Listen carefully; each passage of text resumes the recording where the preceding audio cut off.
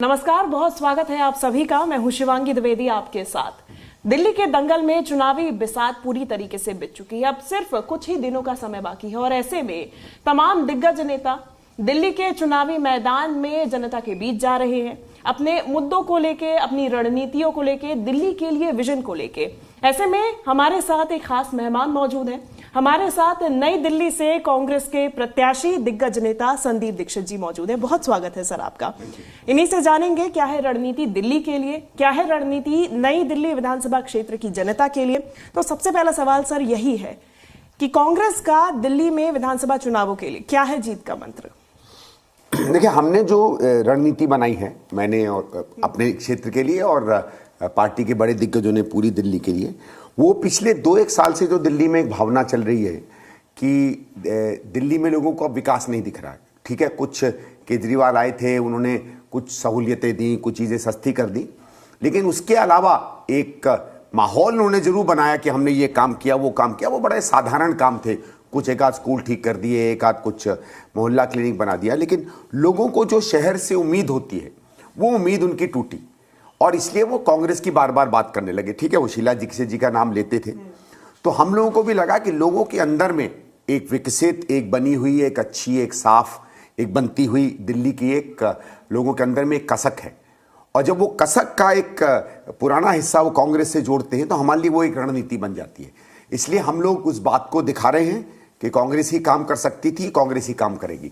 और कुछ ऐसी बातें जो और कोई पार्टी नहीं उठा रही, जैसे हवा की प्रदूषण की बात हो, जमुना जी की हो, सफाई की हो, अच्छे इंफ्रास्ट्रक्चर की हो, उसको हम लोग बार बार लोगों के सामने ला रहे हैं।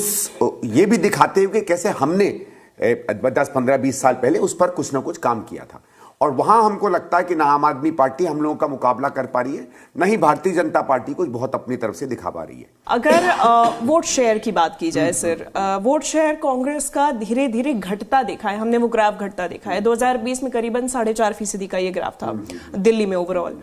अब कांग्रेस किस तरीके से इस वोट शेयर को बढ़ा रही है, आपका क्या अनुमान है? कितना आपका टारगेट है कि दिल्ली में वोट शेयर कांग्रेस का 4.5% से बढ़ के 2025 में हम कितना देख सकें? देखो, इसको अगर मैं मानूं, जो मेरा आकलन है और उसको आप मानो ना मानो, ये था कि भले हम लोग 4-5-6% पे थे, कभी 7-8 हो जाते हैं, कभी 5-6 हो जाते हैं। बहुत सा ऐसा कांग्रेस का वोटर है जो चाहता तो है कांग्रेस को वोट देना, लेकिन पिछले 2 चुनाव में उनको नहीं लगा कि कांग्रेस बीजेपी को हरा पाएगी, तो वो मन मार किए, जिस कारण से ऑलमोस्ट 10-12% हमारा वोट आम आदमी पार्टी में गया। मैं बहुत से लोगों से मिला हूं जिन्होंने कहा यार आप लोग नहीं हो तो हम अभी आम आदमी पार्टी को दे रहे हैं। और इसलिए आप देखिए, पार्लियामेंट में वो 2020 के चुनाव में वापस हमारे पास लौटा था। उसी तरीके से एक डेवलपमेंट ओरिएंटेड वोटर है, 4-5%, 6% हमारा, जो भारतीय जनता पार्टी में गया क्योंकि उसको आम आदमी पार्टी पसंद नहीं है। बहुत से ऐसे लोग हैं जैसे जो कहते हैं कि भाई आप क्यों उससे अलायंस कर रहे हो, उसने तो दिल्ली को, तो माने ये कि एक जो नेचुरल वोटर है कांग्रेस का, वो मुझे लगता है कि अगर आप 4-5% में इसको जोड़ दें तो कोई समझ लो 15-16% मान लो, 20 मान लो, उसके बीच में कहीं आकर गिरता है। ये एक अच्छा बेस है। और अगर हम लड़ते हुए दिखते हैं, गंभीर दिखते हैं, सड़क पर अपनी बातें कहते हुए दिखते हैं, जूझते हुए दिखते हैं, दोनों पार्टियों का मुकाबला करते हुए दिखते हैं, जिसको कहते हैं ना एक सीरियस कंटेंडर, तो उसमें बहुत सा वोटर कहेगा नहीं भाई अब हम वोट वेस्ट नहीं कर रहे, अब हम पार्टी को वोट देंगे।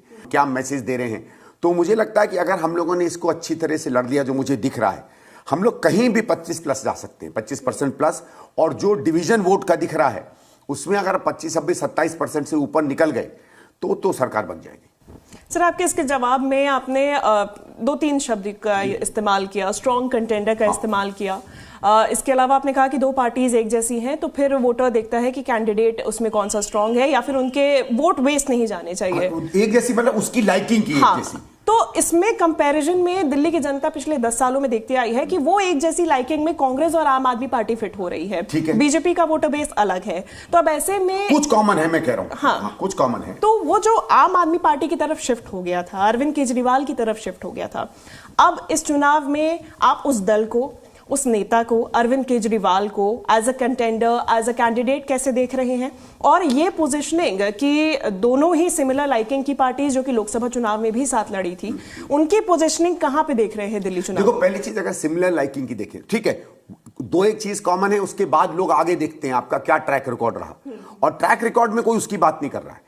आज आप देखो जिस हताशा से बार बार नई नई स्कीम अनाउंस कर रहे हैं, हर चीज़ फ्री कर रहे हैं। कोई भी चीज़ मिलती है उसको ये नहीं कहते मैं बनाऊंगा, कहता हूं मैं फ्री कर दूंगा।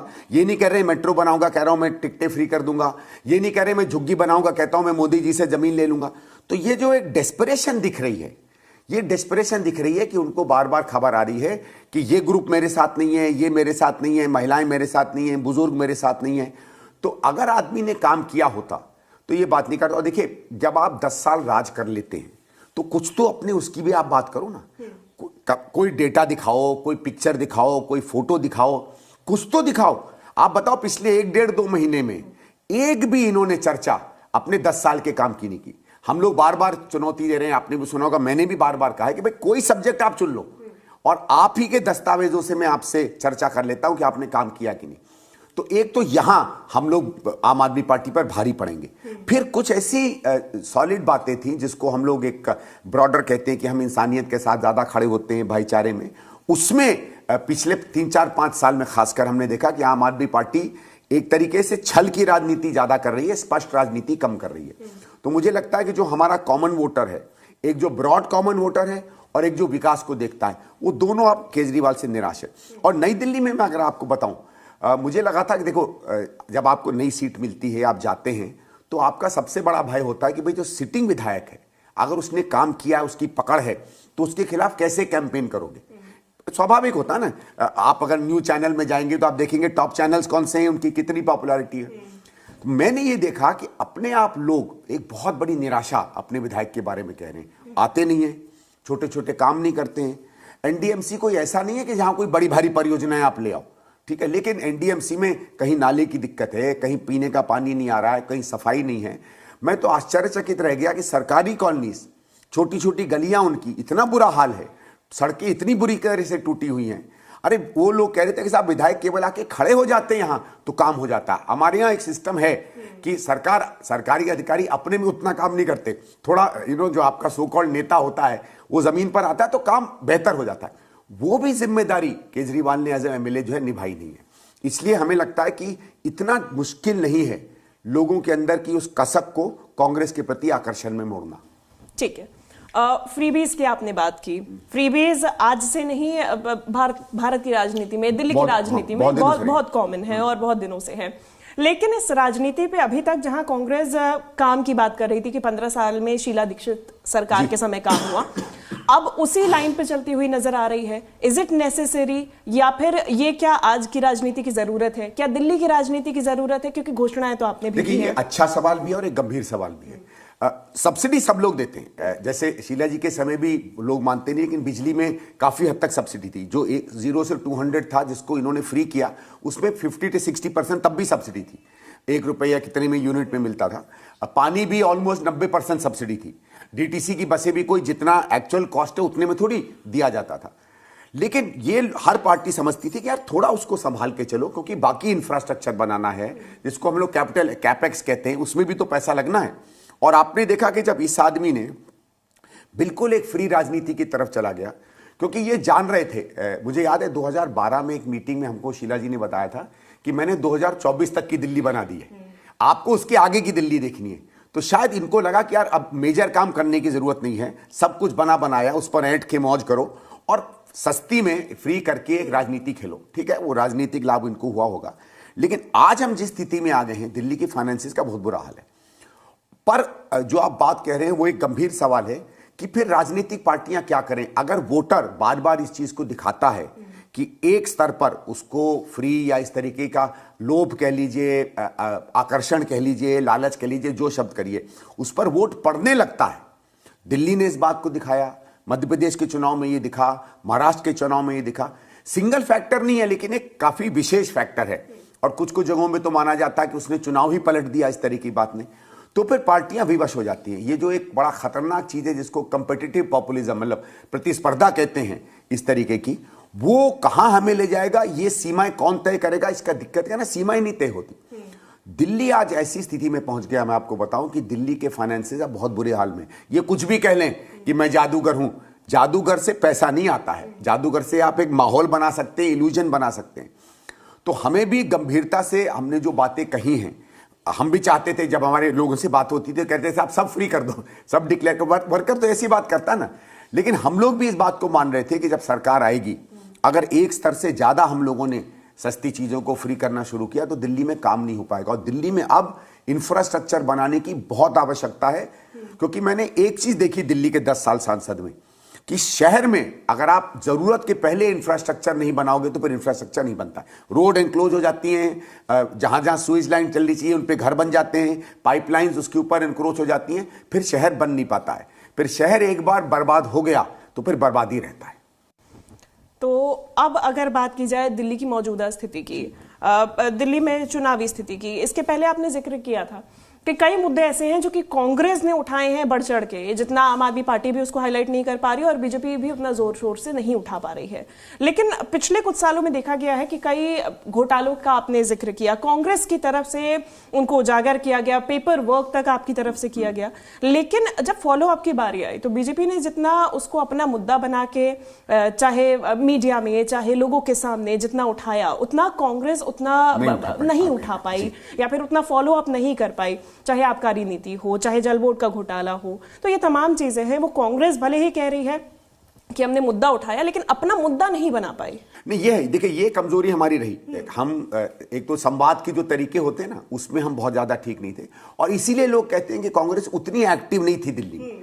हम लोग अपने अपने दायरों में थे, बट शायद संगठन के रूप में या कुछ माहौल नहीं था, या लोग सुनना नहीं चाहते थे, जो भी हो सकता है। भला आप किसी पे भी उंगली उठा सकते हो। माहौल ये बना कि हम अपनी बात कह नहीं पा रहे थे। और एक और चीज थी, मैंने देखा ये बात हम लोगों ने 13-14 के चुनाव के बाद समझी कि नई दुनिया में, मतलब एक नई टेक्नोलॉजी के साथ, जो एक हर 10-20 साल में समाज की बातचीत करने के तरीके, टेक्नोलॉजी बदलती है, उसमें हम अपने आप को वैसे नहीं ढाल पाए जो जरूरत थी।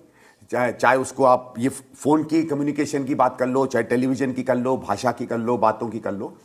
तो मुद्दे हमने उठाए, लेकिन मुद्दों को हम जमीन पर नहीं ले जा पाए, कम से कम हमारे मुद्दे बन के। कोई भी आज शायद स्कैंडल इनका नहीं होगा जो, अगर आप माने तो 60-70% हमने उजागर नहीं किया हो। अब जैसे मैं कल का आपको बताता हूं, कल हमने 2 बजे के करीब इन्होंने जो मेडिकल में घोटाला किया था, और जो शराब नीति में एक नया निकल कर आई है कि सारी पंजाब की कंपनियों को इन्होंने लाइसेंस दे दिया, वो किया। लेकिन शाम तक वो बीजेपी के नाम पर ट्रेंड हो रहा था। ठीक है, मैं मानता हूं ये हमारी एक कमजोरी, पर ये हमारी राजनीतिक कमजोरी है। और देखिए, अगर किसी पार्टी को लोगों के बीच में संवाद बनाना है और दिखाना है कि हम ही मुद्दे उठाते हैं, तो कैसे मुद्दे उठाते हैं उसके बारे में भी आपको हमेशा मुस्तैद रहना चाहिए, और उस समय की जरूरत के हिसाब से अपने आप को ढालना चाहिए। भाई, अगर आपको दौड़ना है तो आपको स्टेडियम देख के, जहां रेस होती है वहीं तो दौड़ना पड़ेगा। कहीं आप गांव में दौड़ते रहो तो मेडल नहीं मिलेगा, भले आप कितने तेज भागो। तो जहां कंपटीशन हो रही है वहां हमें हमेशा दौड़ते हुए दिखना चाहिए। मौजूदा स्थिति को आप कैसे देखते हैं कि सुरक्षा का कितना बड़ा मुद्दा है और दिल्ली चुनावों में किस तरीके से काम करेगा? सुरक्षा का मुद्दा है, सुरक्षा का इशू है, क्योंकि आप देखिए ये दोनों आम आदमी और बीजेपी 11, 12, 13 में महिला सुरक्षा की बहुत बात कर रही थी। ठीक है, और ठीक है भाई, ज्यादा ब्लेम क्योंकि पुलिस बीजेपी के पास है, पुलिस पे पड़ेगा, इसमें कोई शक की बात नहीं है। लेकिन जो हम सवाल आम आदमी पार्टी से बार बार उठाते हैं कि ये लोकसभा का चुनाव नहीं है। ठीक है, और एक और चीज जो भूलते हैं, वो तो दूसरी बात है कि 12-13 में निर्भय का जो रेप हुआ था, बहुत जघन्य कांड हुआ था, उसमें अरविंद केजरीवाल ने साला ब्लेम शीला जी पे डाल दिया।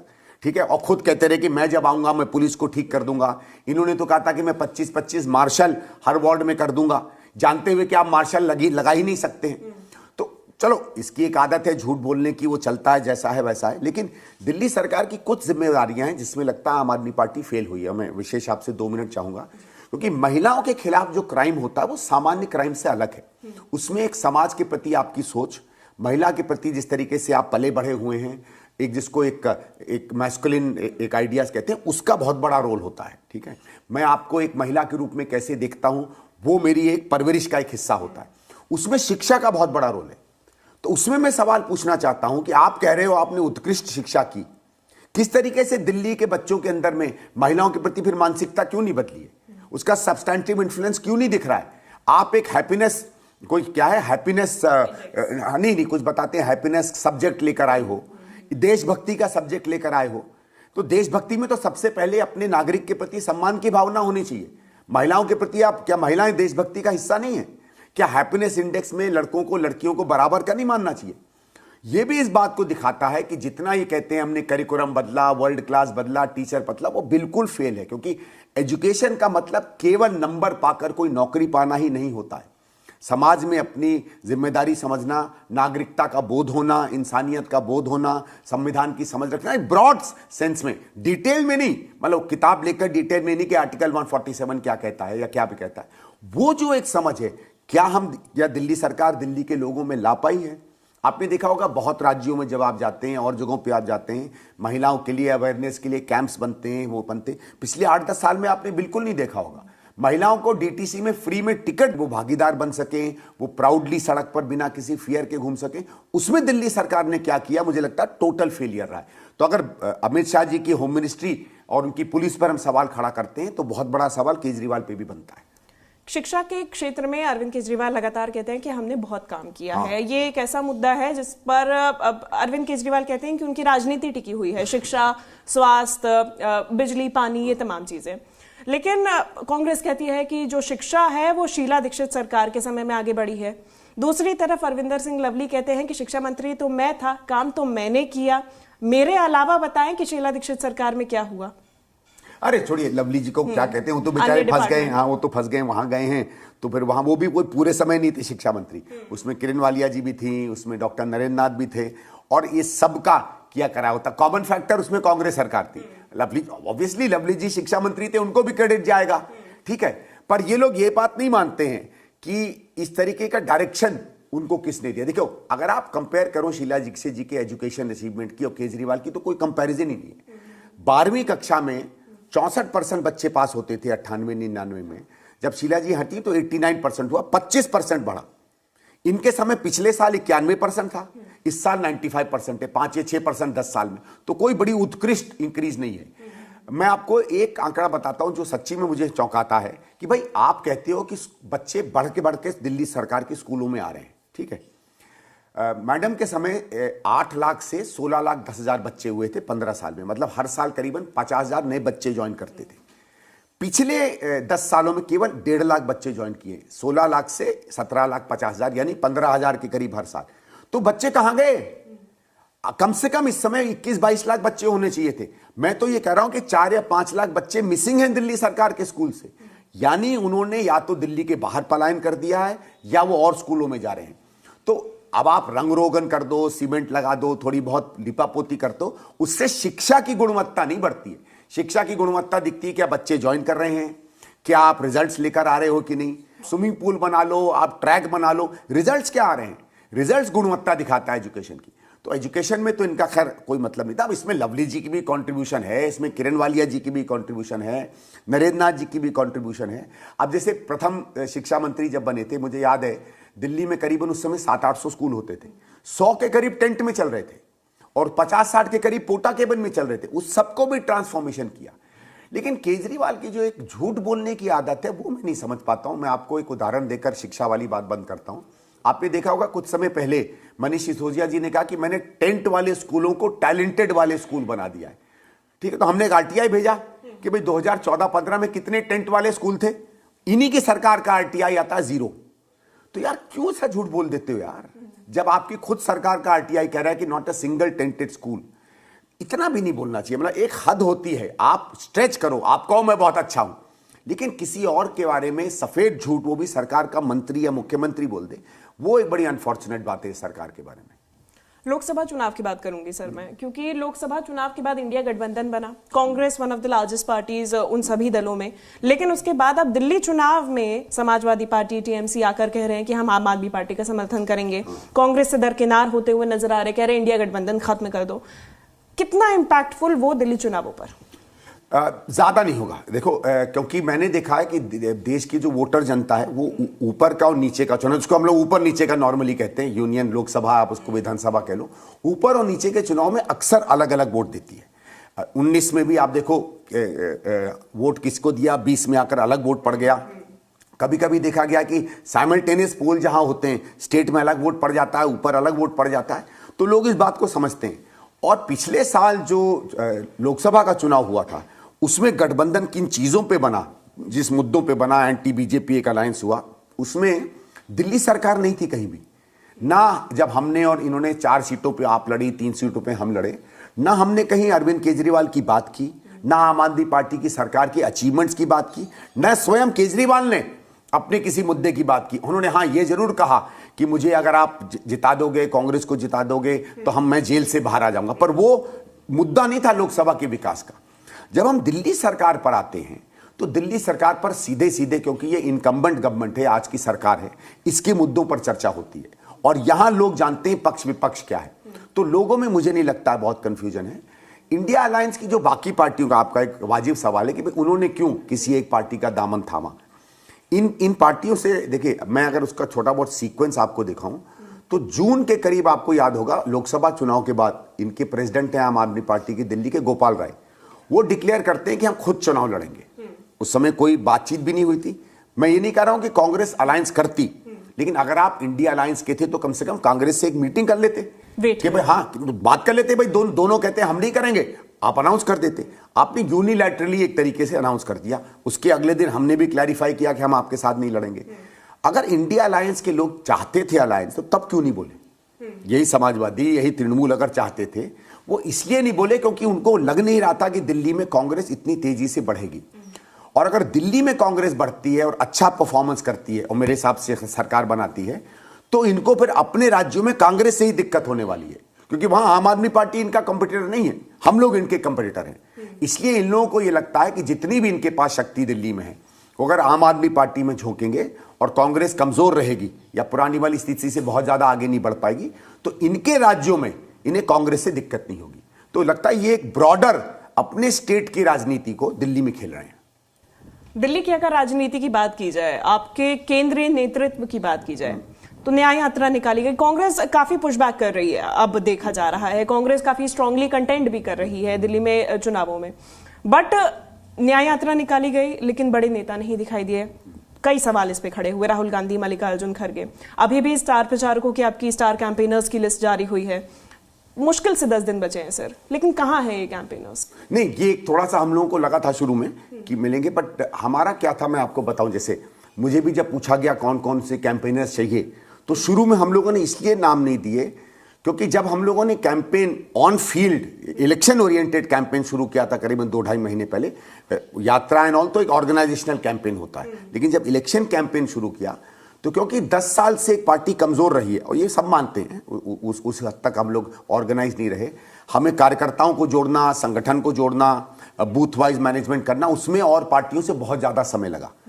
तो पिछले 10-12 दिन में ही पार्टी के लोगों को यह लगा कि अब हम ऐसी सिचुएशन में हैं, स्थिति में हैं कि अब हम अगर बड़े नेतृत्व को लाते हैं तब उसका एडवांटेज होगा। इसलिए 20-22 तारीख से ये रैलियां बनी। दुर्भाग्य से राहुल जी की थोड़ी तबीयत नहीं थी, पर मैं आपको बताऊं आज ये कल में ही आप देखेंगे कि हमारे तमाम नेता जो हैं स्ट्रीट में आएंगे। आप सही कह रहे हैं, एक सवाल बना था, लेकिन सवाल के पीछे कुछ व्यवहारिक कारण थे जिस कारण से हम लोग थोड़ा सा हमारा डिले हुआ, उससे ज्यादा नहीं। बीच में आप देखिए राहुल जी जाते भी रहे जगह जगह पे, तो ऐसा नहीं है कि हमारे लोग नहीं जाते रहे, बट अगेन थोड़ा वहां भी है, हम वो कन्वे नहीं कर पाते लोगों को जिस तरीके से शायद और पार्टी कन्वे करती है।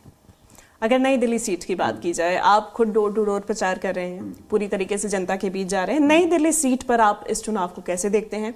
क्योंकि इस सीट पर अरविंद केजरीवाल, जो कि दिल्ली के 2 बार से मुख्यमंत्री रहे, उनके खिलाफ 2 पूर्व मुख्यमंत्री के बेटे हैं, प्रवेश वर्मा भी हैं। आप तो खुद चुनावी मैदान में हैं ही, तो इस चुनावी मैदान में आप इस मुकाबले को कैसे देख रहे हैं? आपके खुद के कैंपेन्स आप कितना स्ट्रांगली होल्ड मान रहे हैं नई दिल्ली की जनता के बीच? देखिए, अच्छा है जो मैंने आपको पहले कहा कि जब मैं गया था फील्ड में, तो केजरीवाल के प्रति लोगों में बहुत ज्यादा स्नेह नहीं है, ठीक है, और वो जगह जगह विकल्प ढूंढ रहे हैं।